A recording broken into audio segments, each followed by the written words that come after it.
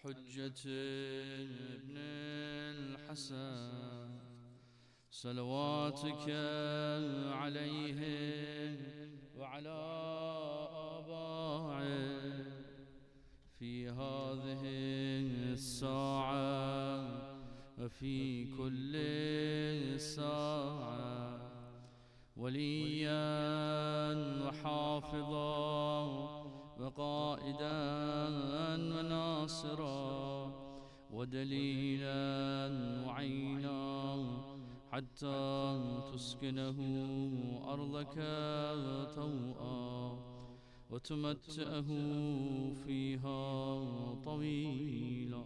يا الله فرج به قلوبنا واكشف به كروبنا واصلح به كل فاسد من أمورنا واجعلنا من خلص أنصاره وأعوانه. صل على محمد وآله.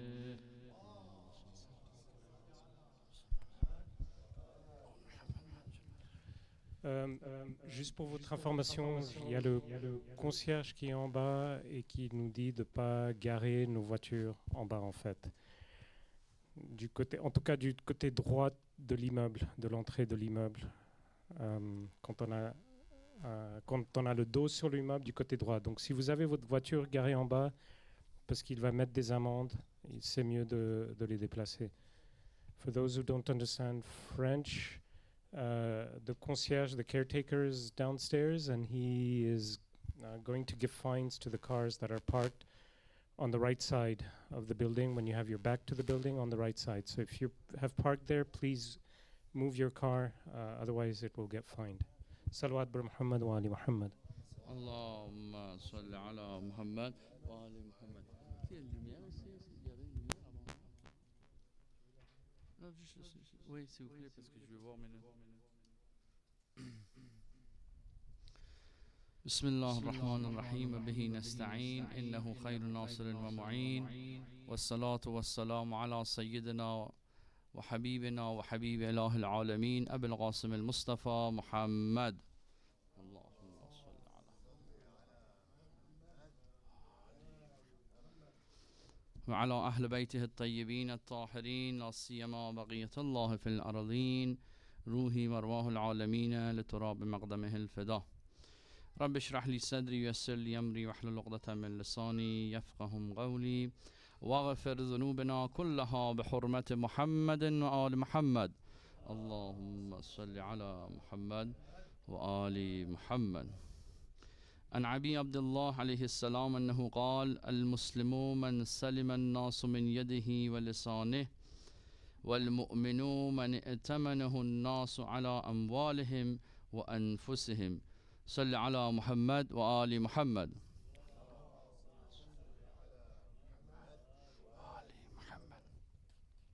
Salam alaikum wa rahmatullah jami'an.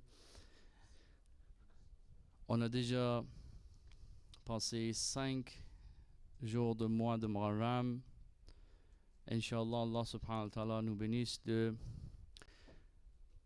vraiment être prêt pendant ces nuits de pleurer et de commencer à faire des solides et fermes promesses avec notre imam et de commencer une grande révolution dans notre pensée, nos actions, et en tant que musulman et un croyant de diriger vers le chemin de devenir les meilleurs soldats de notre imam, imam صاحب العصر والزمان عجل الله تعالى فرجه الشريف. صلوات.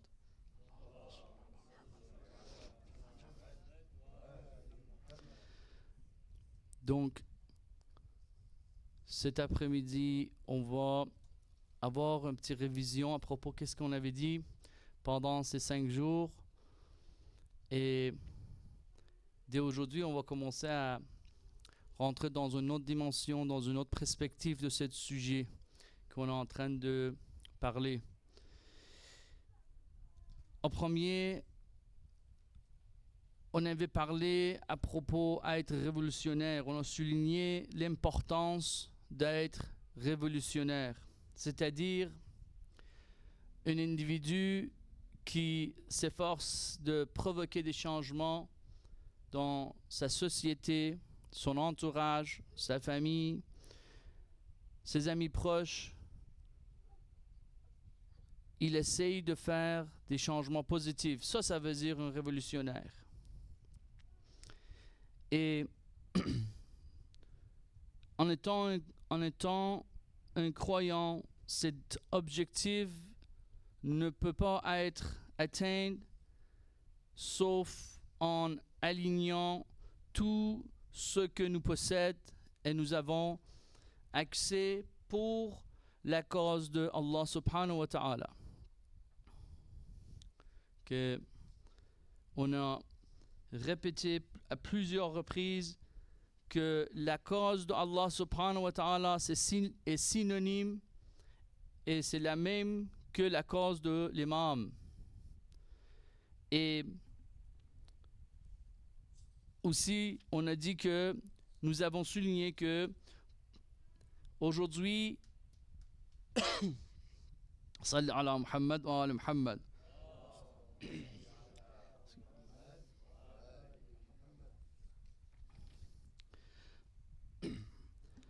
Nous avons souligné que aujourd'hui, à notre époque, il y a un système qui est établi. Merci beaucoup. Il y a un système qui est établi, qui est connu au nom de système de Walayat al-Faqih.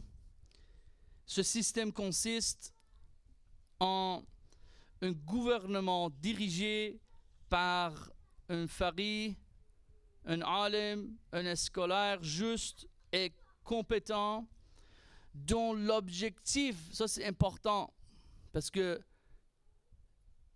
quand on veut juger ce système, c'est important de savoir cet objectif.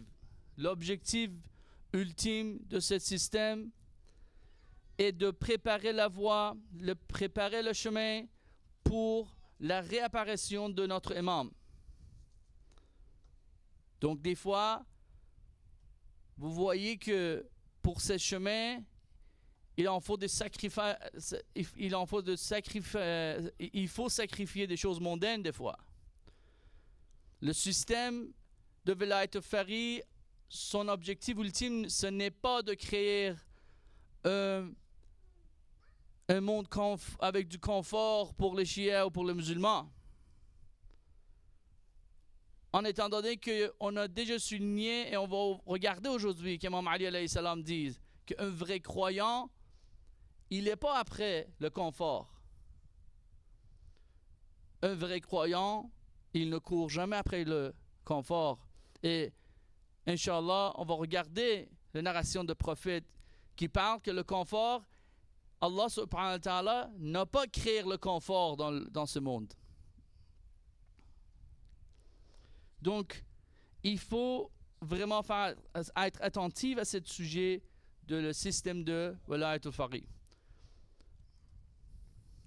Nous avons souligné que pour un croyant, tout comme la richesse, la popularité, la position, les relations, etc., est secondaire par rapport au rôle central d'un croyant qui est quoi? Qui est être un serviteur et un croyant d'Allah subhanahu wa ta'ala. Et que tous ces aspects deviennent, ça veut dire les aspects comme la richesse, la position ou la popularité ou n'importe quoi qu'on a accès, tous ces aspects deviennent des outils pour améliorer nos compétences et maximiser notre potentiel afin de mieux remplir notre rôle. Quel rôle? Notre rôle comme un croyant, comme le serviteur de Allah subhanahu wa ta'ala, comme quelqu'un qui veut aider avec n'importe quoi qui a accès pour aider pour préparer le terrain de la réapparition de son imam. Salli ala Muhammad wa ala Muhammad.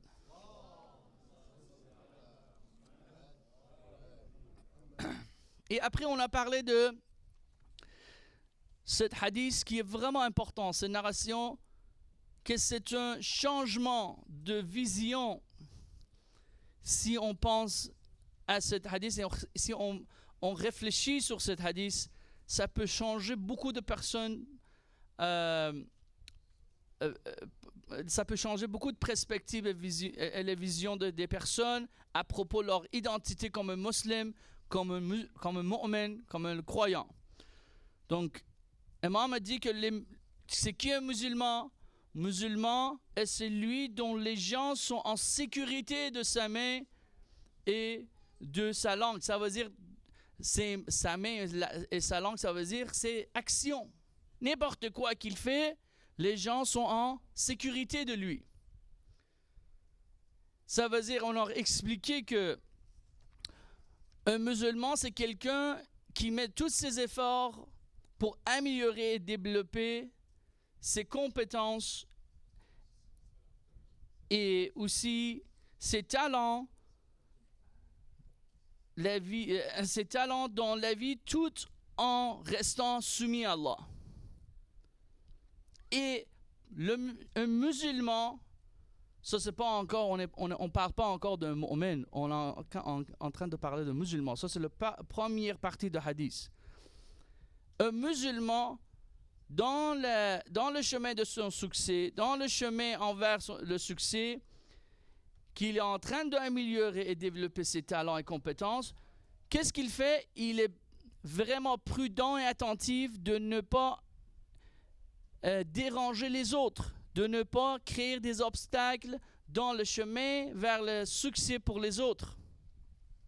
Donc, il n'utilise pas, il n'abuse pas les autres alentour de lui pour arriver à le succès. Parce que le vrai succès, c'est pas mondain.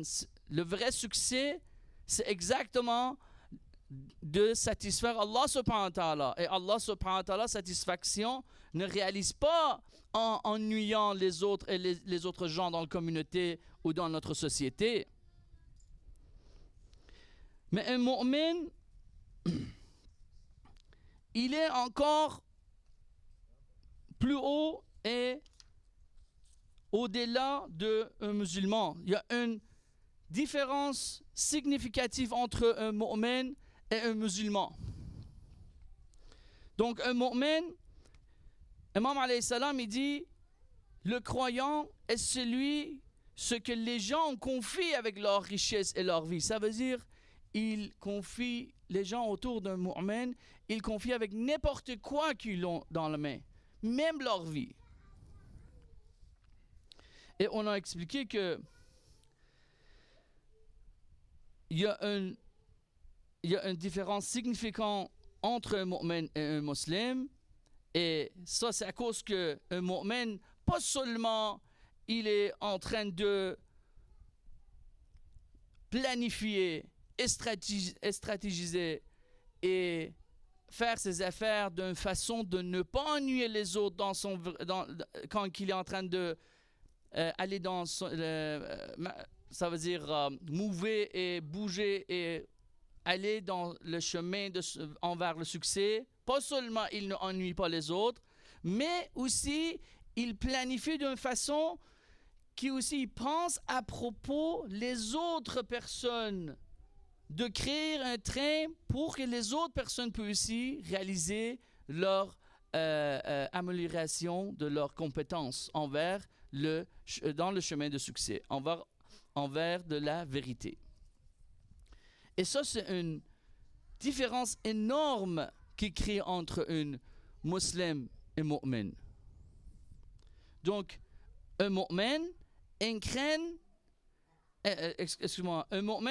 incarne un niveau de foi supérieur et illustre les enseignements de l'islam à la fois dans son parcours individuel et dans son impact sur la communauté. C'est ça que l'islam veut. On va parler à propos de ça, Inch'Allah, plus On a déjà dit que le livre, le Saint-Coran, c'est un livre de guidance vers le succès. Et Allah subhanahu wa ta'ala, avec tous les guidances qu'il nous a envoyées, c'est quoi qu'il veut? Il veut notre amélioration. Il veut qu'on fleurisse notre compétence. C'est ça qu'il veut.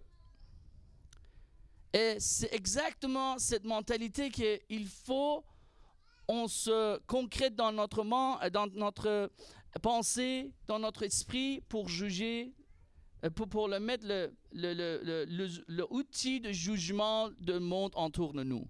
Ça veut dire quoi? Ça veut dire que de juger le monde autour de nous avec les lunettes, la vision de l'amélioration des compétences et de fleurisser les talents.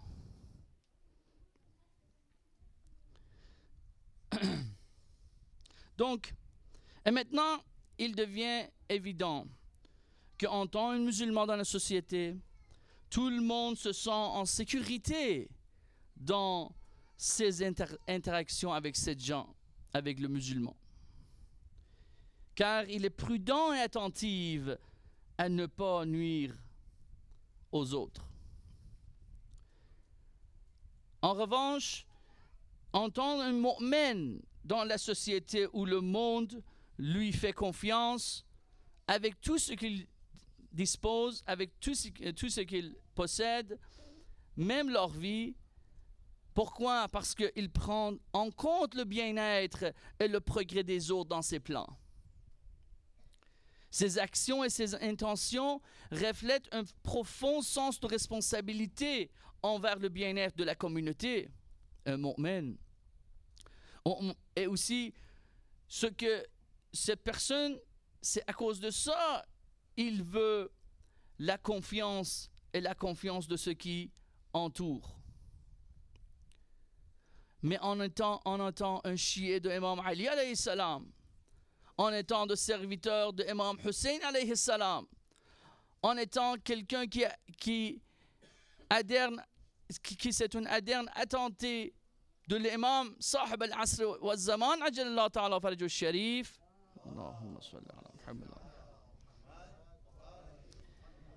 Il est impératif pour nous d'être des individus en qui la société a confiance, admire, soutient et suit.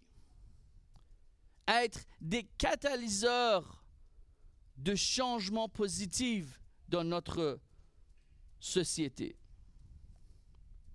Inspirant les autres à se joindre à nous dans nos efforts. Lorsque nous élevons ceux qui nous entourent. Lorsque nous agissons, les autres sont prêts à nous soutenir et avancer avec nous. Lorsque nous avons besoin d'aide, tout le monde autour de nous sont prêts à nous aider et à contribuer. Et lorsque nous appelons, tout ce qui tient prêt à répondre à notre appel. Ça veut dire être unis dans le but et dévoué à la cause de la vérité et de la justice. C'est pourquoi qu'Imam Ali alayhi salam écrit les vrais croyants dans le sermon des pieux comme étant des personnes dont on attend la bonté et auprès de laquelle on se sent en sécurité, à l'abri de tous les mal. Al-khayru minhu ma'moul wa al-sharru minhu ma'moun. Ou une autre partie qu'il dit nafsuhu minhu fi ana'in wa an-nasu minhu fi raha. Lui-même, un mu'min, un croyant, lui-même est dans l'effort et les gens sont en sécurité grâce à lui. Il se fatigue pour son au-delà et soulage les gens et les gens se soulagent à cause de lui. Donc c'est ça un mu'min. Un mu'min, c'est pas que quel nombre de ziyara il a fait. Non. Le mu'min, c'est pas que comment il a crié et pleuré dans un majlis. Non. Et je veux vous dire, je vais, Inch'Allah, parler de cette pleure. Les larmes, à chaque larme qu'on est en train de pleurer dans le majlis de l'imam Hussein, il y a des promesses qu'on est en train de faire. À chaque salawat qu'on est en train de réciter, c'est des promesses qu'on est en train de faire. Quelle promesse? La promesse qu'on sait c'est quelle voie c'est la vérité et c'est quelle voie n'est pas la vérité. On est en train d'envoyer le salut à qui? À les gens qu'on sait, eux autres sont dans le chemin de la vérité. Et dommage si on ne les suit pas. Dommage si on sait c'est quelle la vérité et ne suit pas. Et dommage si on pleure dans le majlis de l'imam Hussein, mais on ne change pas le lendemain. Les pleurs qui ne changent pas, qu'est-ce que ça va faire? Ça va nous accumuler l'arrogance. Parce qu'on va penser, oh, j'ai pleuré dans le majlis de l'imam Hussein, maintenant, je suis un mu'min. Non. Les pleurs qu'on fait dans le majlis de l'imam Hussein, il faut que nous changions le lendemain. Sinon, c'est l'arrogance qui s'ajoute. Le ziyara, la visite qu'on est en train de faire dans le champ de tombe d'imam Hussein ou n'importe quel imam, il faut qu'il nous change. Il faut qu'il commence une révolution dans nous. Parce qu'avec ces visites, on est en train de faire des promesses. Si on fait une visite et on revient, on a encore la même personne, on n'est pas changé, on a encore la même situation qu'avant, cette visite n'était que l'arrogance accumulée dans notre esprit. Sans aucun doute. Salawat.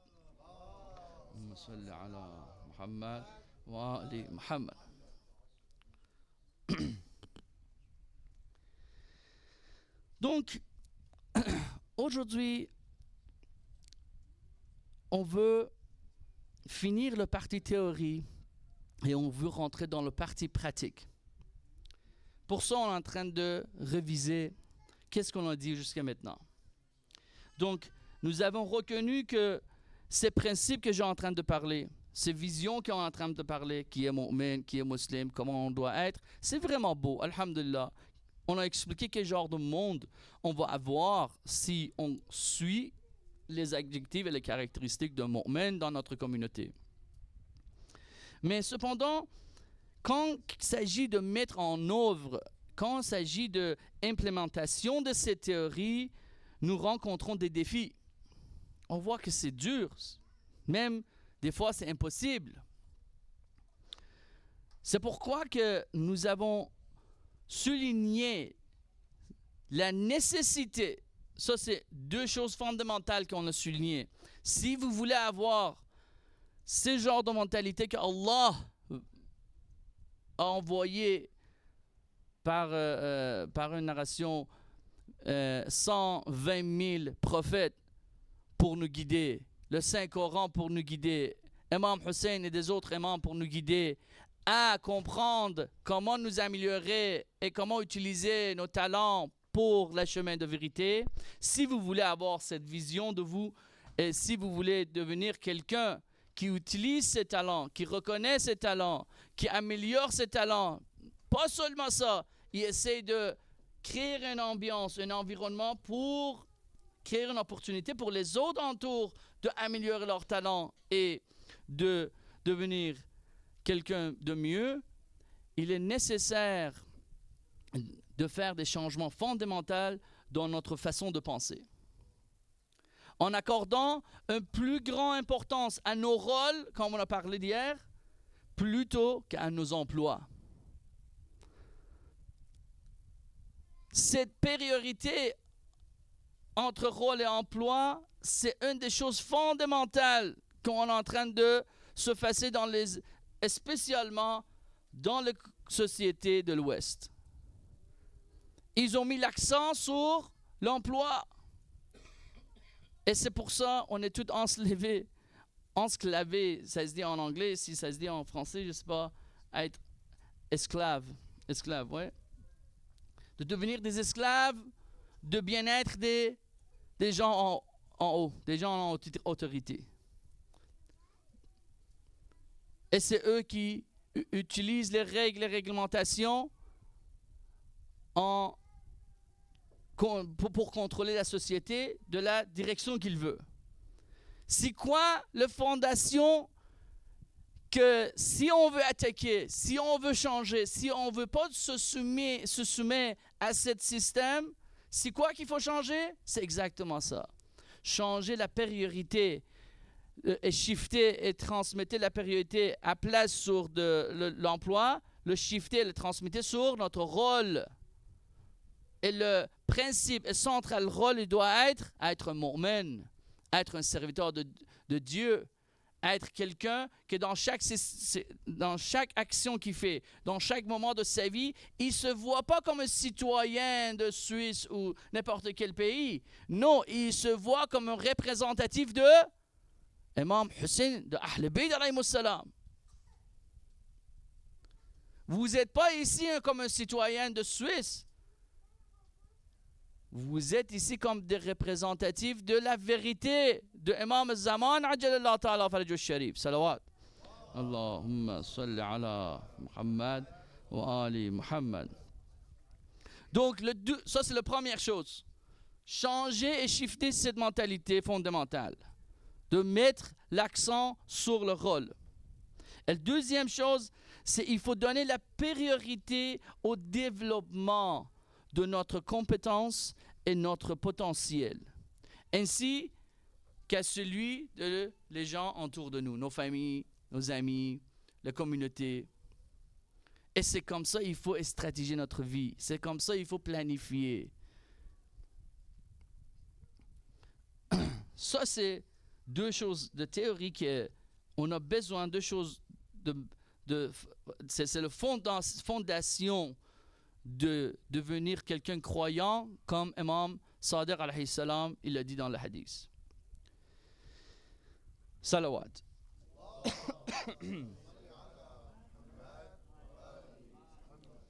Mais maintenant, explorons certains des pratiques qui peuvent nous aider dans notre chemin en étant un croyant représentatif de Ahl Bayt, Imam Ali alayhi salam, Imam Hussein alayhi salam, Imam Asr Zaman ajallahu ta'ala farajul sharif. Comme où est-ce qu'on va trouver les pratiques? Bien sûr, on va écouter les narrations de ces infaibles, de ces nobles personnes. Et une des narrations qu'on a dans notre main, c'est Imam Ali alayhi salam, lettre à Malik al-Ashtari Nakha'i.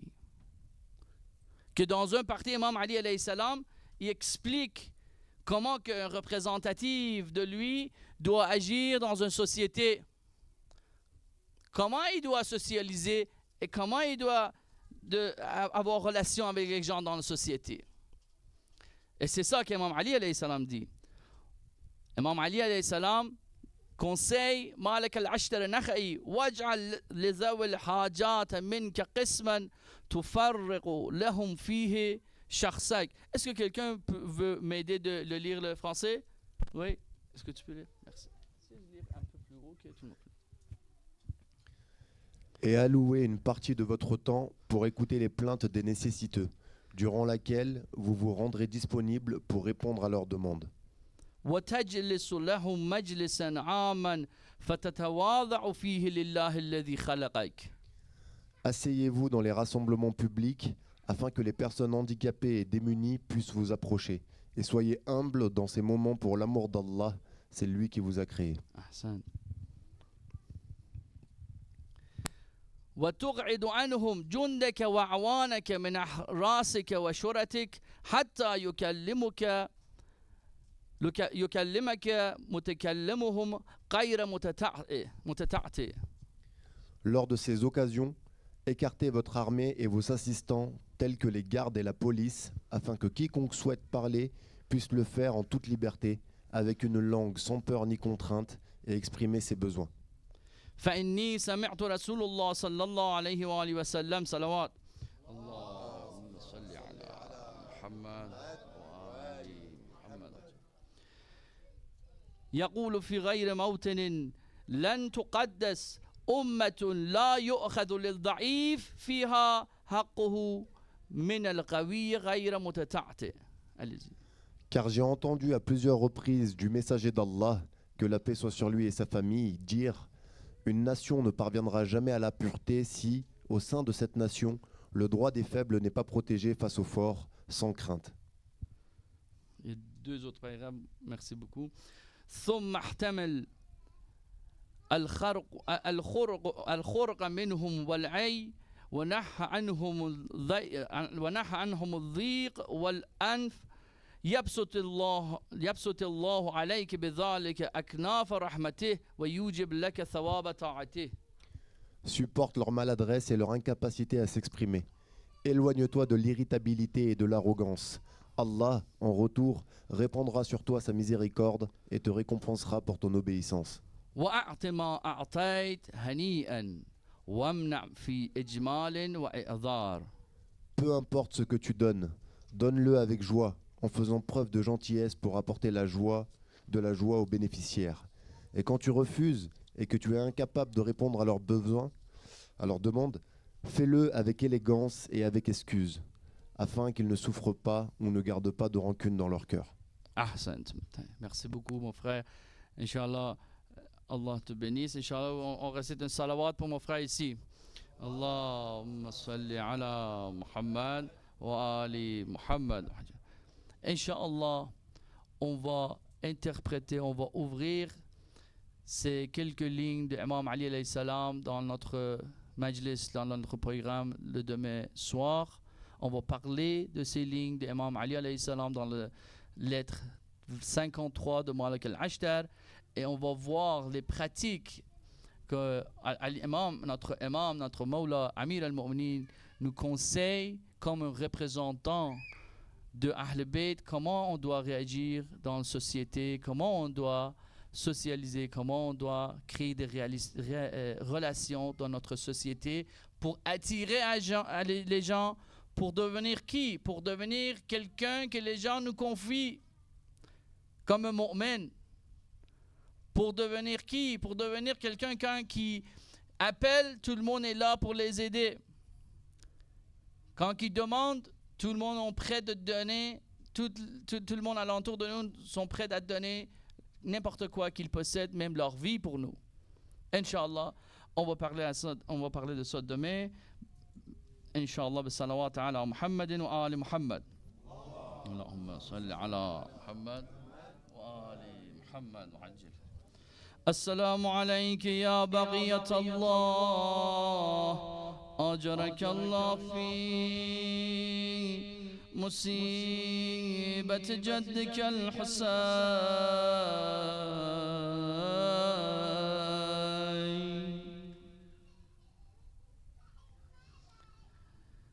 On utilise le même mot que notre imam pour saluer son ancêtre, Imam Hussein alayhi salam. Dans le ziyarat al-nahiya. السلام على ساكن التربة الزاكية. السلام على صاحب القبة السامية. Que la paix soit sur l'habitant de la terre pure. Que la paix soit sur le possesseur du dôme élevé. Assalamu ala man dhahharahu al-jalil. Assalamu ala man iftakhara bihi Jabrail. Assalamu ala man naghahu fil mahd Mikail. السلام عليك يا أبا عبد الله وعلى الأرواح التي حلت بفنائك. عليك مني سلام الله أبدا ما بقيت وبقي الليل والنهار. Tout le monde ensemble. السلام على الحسين وعلى علي بن الحسين وعلى أولاد الحسين وعلى أصحاب الحسين. Tout mon espoir réside dans les larmes que j'ai versées pour Hussein, les pas que j'ai fait d'Arba'in pour la visite de Hussein, les nuits de jeudi que j'ai eu la bénédiction d'être à Karbala. Mesdames et messieurs, quand un visiteur, un zahir d'Imam Hussein arrive à Karbala pour visiter le haram d'Imam Hussein, on dit que les anges l'accueillent et lui disent: ô zahir de Aba Abdullah, tu as été purifié comme au moment de ta naissance. Et aussi, il est dit dans la narration, quand le Zahir est en route pour rentrer chez lui, les anges l'escortent jusqu'à sa maison. Et aussi, lorsque le Zahir d'Aba Abdullah tombe malade, c'est les anges viennent à ses majlis et pleurer en son nom, car s'il n'était pas malade, il serait ici en train de verser des larmes pour Aba Abdullah. Et encore, quand il meurt, tous ces anges viendront à ses funérailles. Mais je vais dire, Hussein n'a pas eu d'enterrement digne, mais son amoureux doit en avoir un glorieux.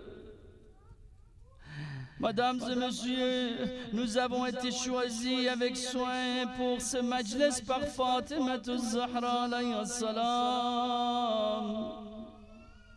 Mesdames et messieurs, mes frères et sœurs, ton amour pour Hussein te garde loin des péchés.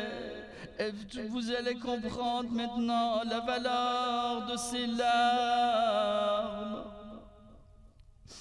Vous allez comprendre que le jour de jugement, les chemises noires que vous portez intercédera pour vous. Laissez-moi vous dire un mot d'adoucir votre cœur pour vous permettre de verser des larmes pour Imam Hussein alayhi salam. Une façon de faire et de caresser la tête d'un orpheline, de lui acheter un cadeau, de lui montrer de l'amour, de combler temporairement ce grand vide dans sa vie. Tous les deux ulémas ils disent, si vous faites ça, vous allez préparer vos yeux et vos cœurs pour verser des larmes comme des nuages de printemps.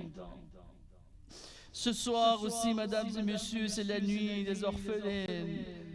Habituellement, la soirée de 5e journée de mois de Muharram est dédiée à Abdullah ibn Hassan, le fils orphelin de l'imam Hassan al-Mujtaba.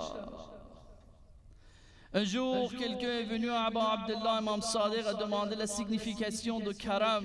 Famal karam ya imam. Il a répondu, la signification de karam, c'est avant que quelqu'un ne demande quelque chose, tu lui donnes ce qu'il veut. C'est exactement ça la caractéristique par laquelle nous connaissons l'imam Hassan alayhi salam. Ya Imam Hassan, Ya Imam Hassan, le maître qui n'était pas présent à Karbala. Mais ces deux fleurs étaient là pour sacrifier leur vie pour Imam Hussein alayhi salam au nom de leur père Imam Hassan. Ya Allah. Abdullah ibn al-Hassan, c'est celui que sa martyrdom est très très ressemblant à qu'est-ce qui est arrivé à Fatima al-Zahra alayha salam. Ya Allah. Ya Allah.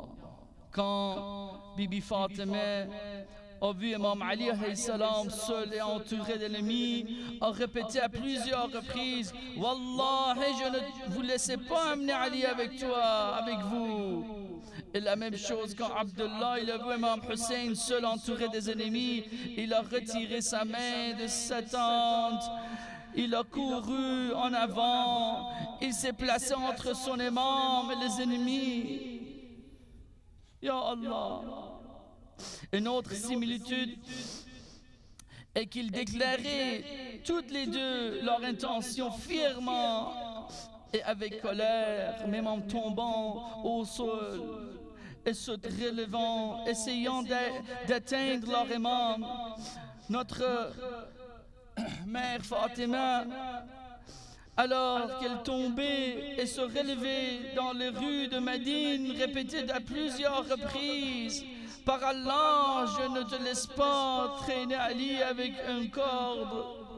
Je ne te laisserai pas opprimer, insulter Ali. Et la même chose quand Abdullah tombait, se relevait en courant vers Imam Hussein.